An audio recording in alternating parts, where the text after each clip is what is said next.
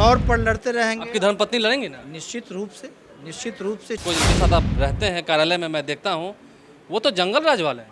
जो बिहार स्टेट है मेरा, उसका इकोनॉमिकल पोजीशन मजबूत नहीं होगा तो उसके कॉरपोरेशन कैसे मजबूत होंगे। नमस्कार, मेरा नाम आलोक है, आप लाइव स्ट्रीट देख रहे हैं। अब बारी जनता की है। हम इसलिए कह रहे हैं क्योंकि बिहार में नगर निकाय के चुनाव की घोषणा हो चुकी है और पटना नगर निगम में इस बार 17 लाख मतदाता जो हैं वो अपने मेयर और डिप्टी मेयर को चुनेंगे। इस वक्त हमारे साथ मौजूद हैं अफजल इमाम, पटना के मेयर रह चुके हैं। इस बार आपकी धर्मपत्नी जो हैं वो प्रत्याशी होने जा रही हैं, डॉक्टर महजबी।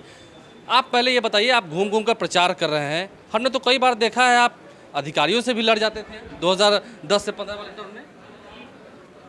मैंने अभी अपने तकरीर में ये बात बोला, निश्चित रूप से आज भी मेरा अज़्म ऐसा है, चूँकि सीट तो ये महिला है, हमको तो अब नहीं लड़ना पड़ेगा।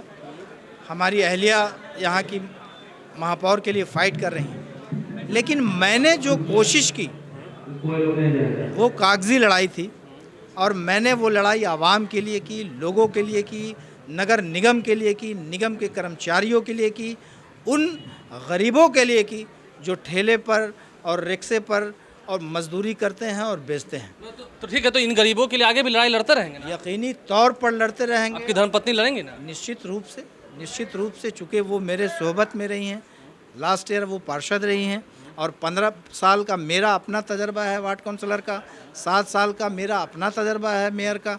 तो यकीनी तौर पर मेरे सोहबत में उन्होंने तो सीखा होगा, देखा होगा। ईमानदारी के साथ वो काम करें, अपने पद पर आज वो लड़ रही हैं। अगर जनता उन्हें आशीर्वाद देती है तो बेहतर, जनता अगर उन्हें चूक करती है तो भी वो खिदमत का काम करती रहें, ये मेरी कामना आप है। इस बात को मानते हैं ना कि सब लोग आपको पसंद नहीं कर सकते हैं, आपको उनके लिए अच्छा बनना पड़ेगा। कुछ लोग नज़र में आप निगेटिव भी होंगे। देखिए, दुनिया का कोई ऐसा आदमी नहीं है जिसको पूरी दुनिया तस्लीम करे, पसंद करें।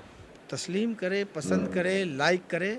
दुनिया का कोई ऐसा आदमी नहीं, बल्कि दुनिया के बड़े से बड़े लीडर के ख़िलाफ़ मुखालिफ रहे ही हैं। और ये लोकतंत्र है, लोकतंत्र में तो विपक्ष रहता ही है। तो ये पटना शहर या देश का बड़ा लोकतंत्र है और पटना शहर में 17 लाख वोटर हैं, 17 लाख 4 विधानसभा है। यकीनी तौर पर। तो 17 लाख में जितने वोट होंगे वो थोड़े हमको पूरे मिल जाएंगे। 10-10, 20-20 कैंडिडेट होंगे तो जाहिर है कि सबका अपना एजेंडा है। यकीन दिलाते हैं क्योंकि 10 से 15 तक 5 सालों तक हमने आपके कार्यकाल को देखा है। आपकी धर्मपत्नी भी पार्षद रह चुकी हैं, इस बार वो चुनाव लड़ेंगी और आप तो पीछे से हैं ही। आप इस बात को यकीन दिलाते हैं, कई बार जब रिपोर्ट्स निकल के आती हैं केंद्रीय जांच एजेंसियों की ओर से तो पटना जो है वो फिसड्डी साबित होता है सफाई के मामले में। क्या इस रिपोर्ट कार्ड में अफजल इमाम पटना को पास कराएंगे? देखिए, मेरी तो कोशिश रहेगी कि पटना पास हो। मेरा सलाह जो मेयर होंगी यकीनी तौर पर देंगे, जो अपना राय उन पार्षदों को। लेकिन पटना शहर को फिसड्डी किया जाए या बिहार को फिसड्डी किया जाए, इसमें भी एक राजनीति है। बिहार का, अभी मैंने अपनी तकरीर, अपने भाषण में, स्पीच में इस बात को रखा है कि जो बिहार स्टेट है मेरा, उसका इकोनॉमिकल पोजीशन मजबूत नहीं होगा तो उसके कॉरपोरेशन कैसे मजबूत होंगे। जब आप याद कीजिए कि बिहार के ऑनरेबल चीफ मिनिस्टर ने कितनी बार ये आवाज़ उठाई कि बिहार को विशेष राज्य का दर्जा मिलना चाहिए। जब बिहार स्ट्रांग होगा तो निश्चित रूप से पटना। अफजल इमाम उनके साथ खड़े हैं? बिल्कुल खड़े, अभी भी खड़े हैं? बिल्कुल खड़े हैं और हर बिहारी को खड़ा होना चाहिए। और आवाम तो पूरी की पूरी खड़ी है।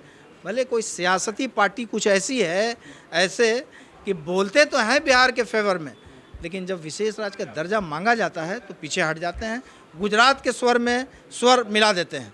आज बिहार के माननीय मुख्यमंत्री ने पटना यूनिवर्सिटी में ऑनरेबल प्रधानमंत्री से हाथ जोड़कर रिक्वेस्ट किया था कि आप पटना यूनिवर्सिटी को सेंट्रल यूनिवर्सिटी का दर्जा दीजिए।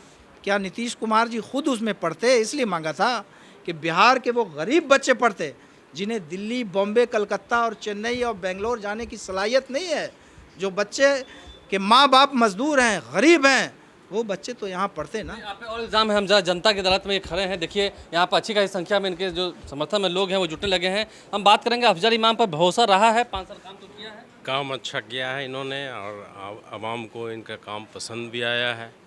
और इनकी धर्मपत्नी चुनाव लड़ने जा रही है, तो क्या लगता है कि हाँ टक्कर दे पाएंगे मैदान में? देखिए, वो भी निवर्तमान पार्षद हैं, रही हैं और अफजल इमाम साहब का कार्यकाल भी अच्छा रहा है।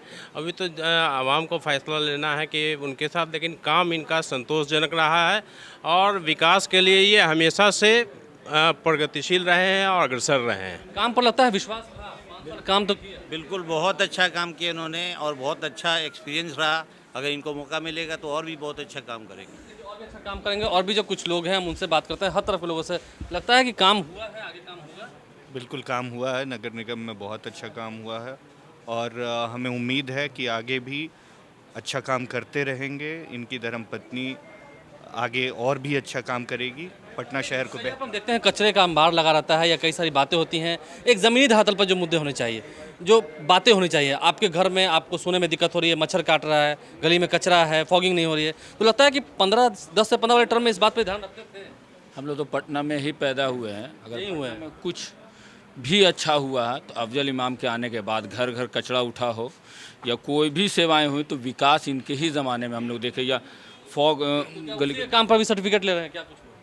नहीं, ये बेस्ट हैं, इनको चेक किया हुआ है और ये इन्होंने किया है, आगे भी बेहतर करेंगे क्योंकि करने की इच्छा है। जो बदनामी है, जो लड़ाई है, इन्होंने पब्लिक के लिए लड़ाई लड़ी है। हाँ, तो लड़ाई भी तो लड़ते हैं ना, अधिकारियों से तो लड़ जाते हैं ये, तो फिर उससे काम डिस्टर्ब होता है। लड़ने में भी मोहब्बत है उनकी। जब तो लड़ेंगे नहीं तो काम कैसे करेंगे वो? लड़ाई ही असल मुद्दा है। क्यों लड़ते हैं? वो हक के लिए लड़ते हैं। आईने जमा मर्दी हक गई बेबाकी, अल्लाह के शरों को आती नहीं रुबाई। वो हक के लिए लड़े हैं, खड़े रहेंगे। हक के लिए लड़े हैं और लड़ेंगे। अफजल इमामी से हम और भी बात करेंगे। लगता है कि इस बार जो ये गुलबंदी हो रही है, माहौल बन रहा है, कुछ असर पड़ने वाला है? हाँ नहीं बिल्कुल।